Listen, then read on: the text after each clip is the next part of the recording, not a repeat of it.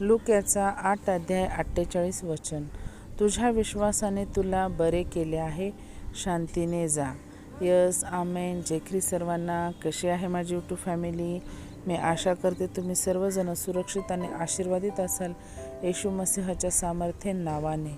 हो, आजच्या या सुंदरशा दिवसासाठी परमेश्वराने आपल्याला किती अद्भुत वचन दिलेलं आहे प्रियांनो, की इथे परमेश्वराचं वचन काय सांगत आहे, की तुझ्या विश्वासाने तुला बरे केले आहे आणि शांतीने जा. हो, बायबलमध्ये कुठेच असा उल्लेख नाही आहे की परमेश्वराने स्वतःच्या सामर्थ्याने किंवा शक्तीने आपलं बरं केलेलं आहे. रुग्ण असो, कोणताही व्यक्ती असो, तो आंधळा असू द्या, तो लंगडा असू द्या, तो पंगळा असू द्या, तिथे परमेश्वराने त्याचा विश्वास पाहूनच त्याला काय केलेलं आहे, बरं केलेलं आहे.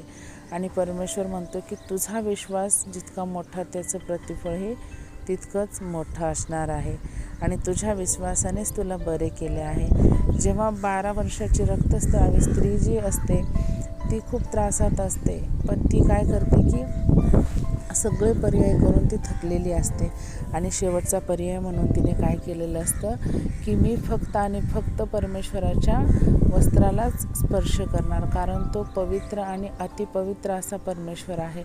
तर त्याला मी जर स्पर्श केला तर मी काय आहे, पापी आहे अशी तिच्या मनात भावना असते आणि ती असा विचार करते, दृढ निश्चय करून परमेश्वराच्या आगमनाच्या ठिकाणी पोहोचते आणि ती रडत पडत पोहोचते प्रियांनो. आणि तिथे गेल्यानंतर ती काय करते, फक्त आणि फक्त येशू ख्रिस्ताच्या वस्त्राच्या गोंड्याला शिवते.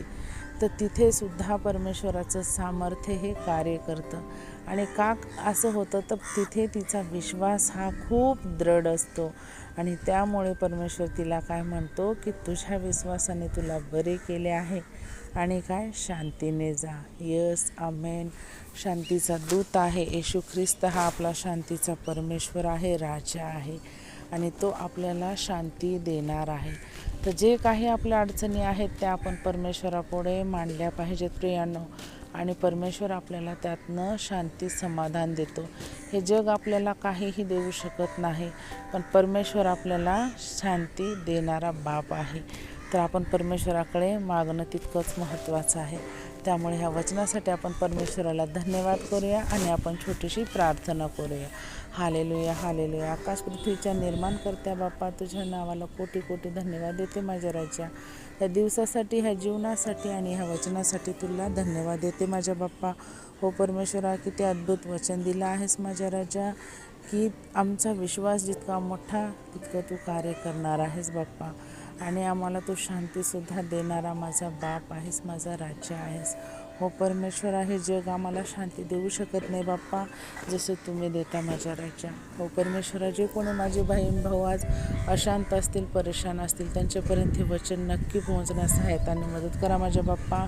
माझा विश्वास आहे की ते सुद्धा ह्या वचनाद्वारे आशीर्वादित होतील आणि त्यांनासुद्धा शांती मिळेल. त्यामुळे ह्या वचनाला पोहोचण्यास सहायताने मदत करा. इथून पुढील वेळ काळ आम्हा सर्वांचं जीवन तुमच्या हाती सोपवते बाप्पा. ही छोटीशी प्रार्थना प्रभू येशूच्या प्रिय आणि गोड नावात केली म्हणाय का पित्या, आमेन. प्रेज द लॉर्ड सर्वांना. शालोम. प्रभू येशू मसीहची शांती तुम्हा आम्हा सर्वांसोबत युगानुयुग असो, परमेश्वराच्या दुसऱ्या आगमनापर्यंत. तर परत भेटूया अशाच एका अद्भुत वचनासोबत. तोपर्यंत सर्वांना जय ख्रिस्त. Praise the Lord.